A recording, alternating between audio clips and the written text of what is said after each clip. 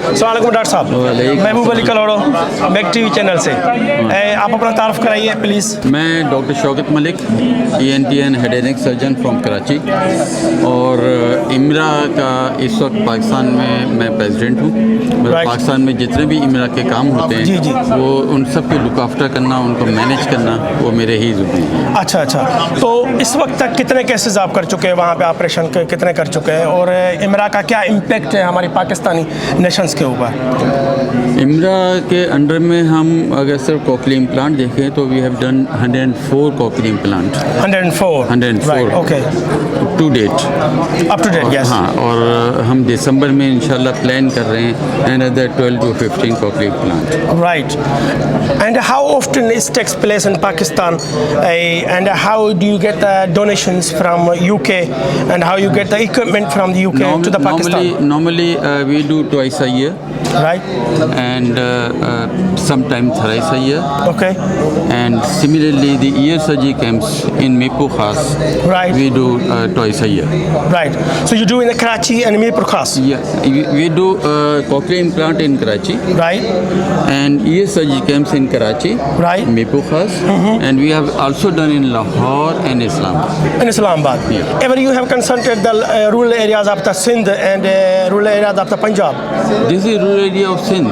Mirpur Khas is the rural area, yeah. Just it's situated just in between the Sindh and near to the Hyderabad. Yeah. Right. Yeah, near the Hyderabad, and majority of the patients from all the rural areas, they know that we are going there for ear surgery camps. Right. And okay. they come here. So you make aware that everyone over there that is taking place on such days. Yeah, all the ENT surgeons which are in interior Sindh, right, they knew. Right. Okay. We are coming. They refer the patient to us. So they refer the patients to you before. Yeah. The assessment takes place, we and have then got 2 to 3 ENT surgeons in Mirpur Khas. Right. And they are in contact with the rest of the ENT surgeons, and they refer to them, and we go and scrutinize the patient. तो आप क्या समझ रहे हैं कि इसका क्या impact अपने जो लोकल लोग हैं, वहाँ पे गरीब लोग हैं, इससे कितने मुफीद हो सकते हैं और कितने मुफीद हो रहे हैं? ये जो ईयर सर्जरी है, जी नॉर्मली एक तो 2 से 3 घंटे की सर्जरी है। सही।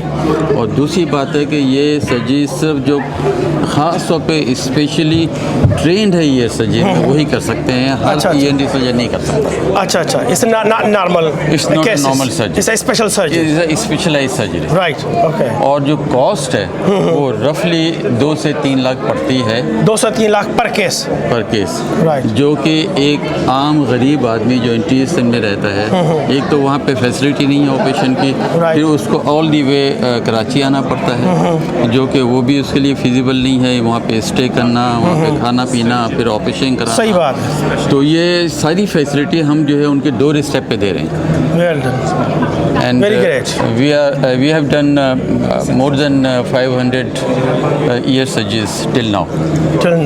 Thank you very much. Free of cost. Thank you very much.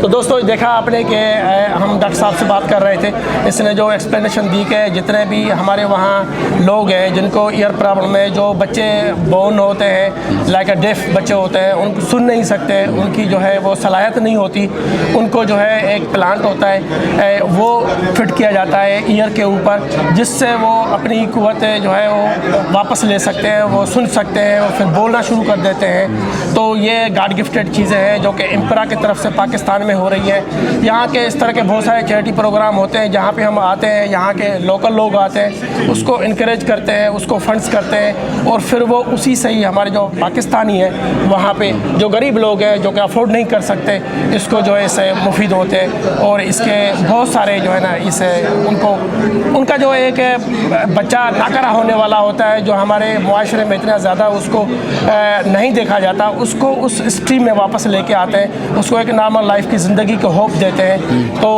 Please आप इस काज को सपोर्ट करें, इसके लिए फंड्स करें, और ये जो है लोग जो है एक दूसरे को पहुंचाएं, ताकि उनको पता चले, ताकि जिनको पता नहीं है उनको पता चले, शायद वो किसी का भला हो जाए इस तरफ से। महबूब अली कलोड़ो, मैक टीवी चैनल से। अल्लाह हाफ़िज़ कहेगा।